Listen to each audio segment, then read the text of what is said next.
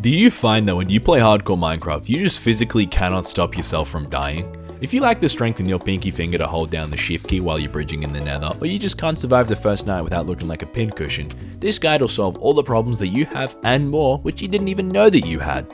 Look, I've been playing hardcore Minecraft on stream for about a year now, and let me tell you, I've had a couple of goofs and gaffes when it comes to the whole staying alive thing, which makes me all the more qualified to give you some experienced pointers. So, here are some tip-top tips and tricks from a professional, top-shelf, S+ committee certified Minecraft survival professional on trek in the tumultuous turmoil in your next hardcore Minecraft world.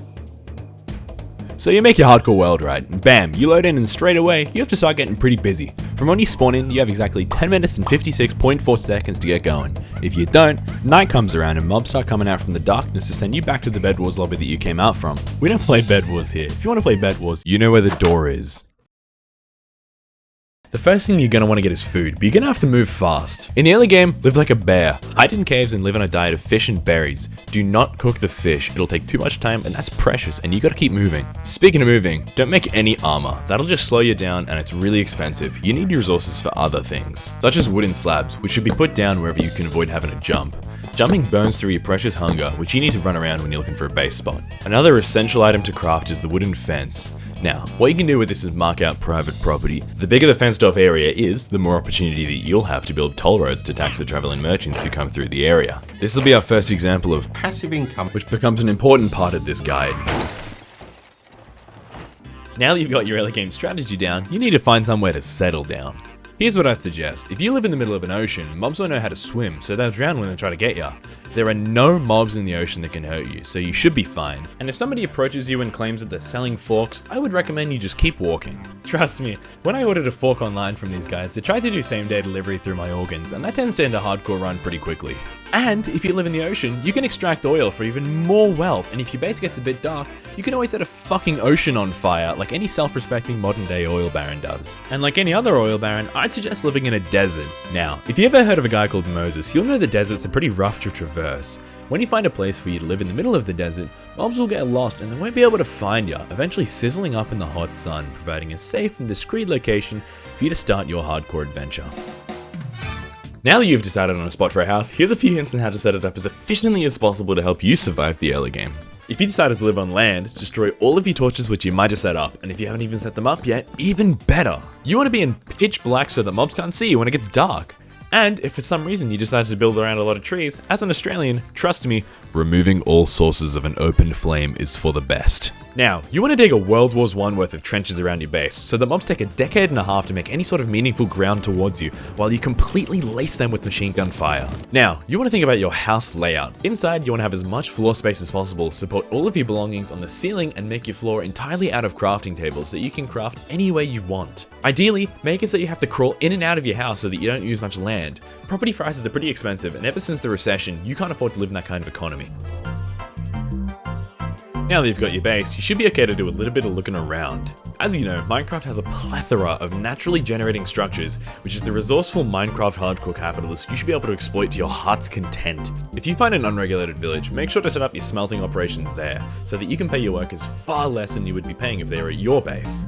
You can afford to build cheap and rundown facilities, quadrupling your profit margin, and as a result, pleasing your shareholders. Now that you have your dark hole on the ground and you're munching on your fish and berries, you want to start cooking up some stuff in your furnaces. And when you're cooking, only use coal. If you ever have the slightest thought or inclination to use any sort of renewable power source, you're not cut out for hardcore Minecraft. Coal is a cheap and dirty fuel source which can fuel all of your operations for years to come. Think about it, this stuff is under your feet wherever you go and it's just begging for you to rip it up and use it. Plus, whenever you take photos for your brand new hardcore world, you won't need to apply hazy filters because the air quality will naturally accommodate your photography dream. And look at you go, you've already got yourself a sick base and you're getting passive income. Now, let's get into the real gameplay. As the name suggests, mining is a core element to the game and hardcore really ups the stakes. So here's how to make sure you don't lose all your hearts and get sent back to the title screen. Amongst hardcore professionals, it is well known that the best weapon used in the mines against enemies is a stick or any other wooden tool. Now, despite having a super low initial damage output, you can guarantee that whatever mob gets smacked in the noggin with it will receive dozens of the most painful splinters, causing them to inevitably bleed out in a dark cave.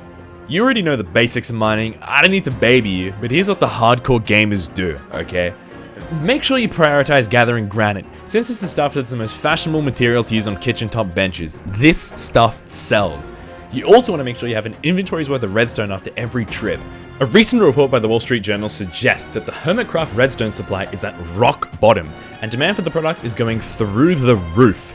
If you can set up an effective supply chain and getting it to the hermits, you will be drowning in cash. And like every academic, the most ingenious minds in the Minecraft hardcore network look to the past for wisdom. Ever heard of a canary in a coal mine?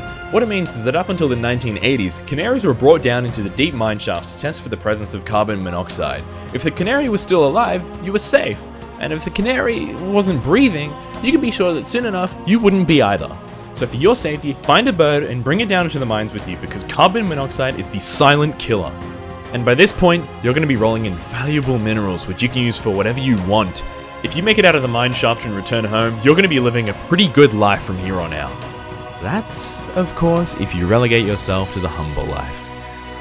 You can be a cozy oil baron all you want, but nothing truly compares to a life of adventure.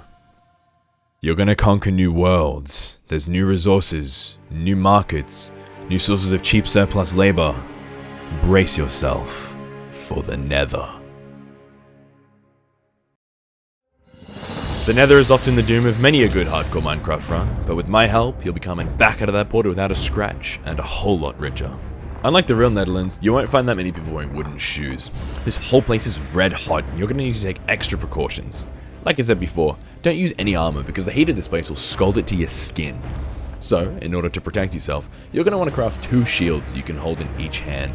With this advanced tactic, you'll have near full coverage when it comes to protection. That's of course, if you know the art of shield dual wielding. This takes, I want to say, about 100 hours worth of shield experience, so I don't expect you to pick it up very easily. But with this hidden hardcore technique, you can sled down sharp slopes, brave unbearable barrage, and face fearsome foes. There are 2 main hubs of danger in the Nether, not including, of course, the oceans of lava that surround you and the hostile but very edible wildlife. Starting with the fortress, this place is a bad neighborhood. The locals tear off their limbs from their body just to lob fire at you, and the foot soldiers will ruin your day. But the worst bit is how cripplingly high the tax rate is, which will destroy any future business ventures which you have in the area. So from here on out, everything I say is strictly off the record. So come in closer. I don't want anybody to hear this conversation, as it's not exactly, well, legal. As a proud hardcore Minecraft player, you will not be negotiating with regulatory governments that are hostile to your interests. So, you want to go in guns blazing. Remember how I mentioned there were 2 major structures in the Nether? The other one is the Bastion, which are giant structures inhabited by piglins who are not exactly welcoming to our interests either. But we do share some common ground. We like deals, they like deals. We like money, they like piles of gold. We want to exploit the Nether Fortress to expand our wealth, and they hate the Nether Fortresses.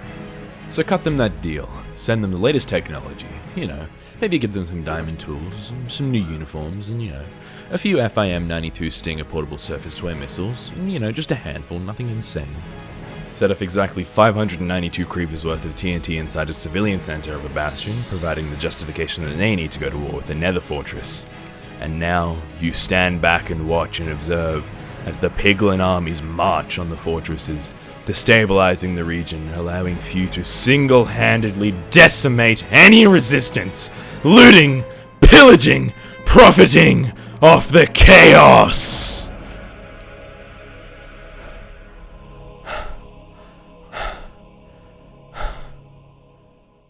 I mean, these are all just suggestions, of course. You don't have to follow any of my advice or anything. I'm just saying, this could be a really valuable strategy, Well, anyway, I hope this has been a concise and professional guide on hardcore Minecraft. I'm pretty sure I covered everything, but if there's anything else you guys want me to feature, let me know. I'm a professional at pretty much everything. Anyway, I gotta go handle some noise complaints, so I'll see you guys in the next vid. I've been Pyro, you guys have been great, and I'll see you when I see ya. Bye-bye.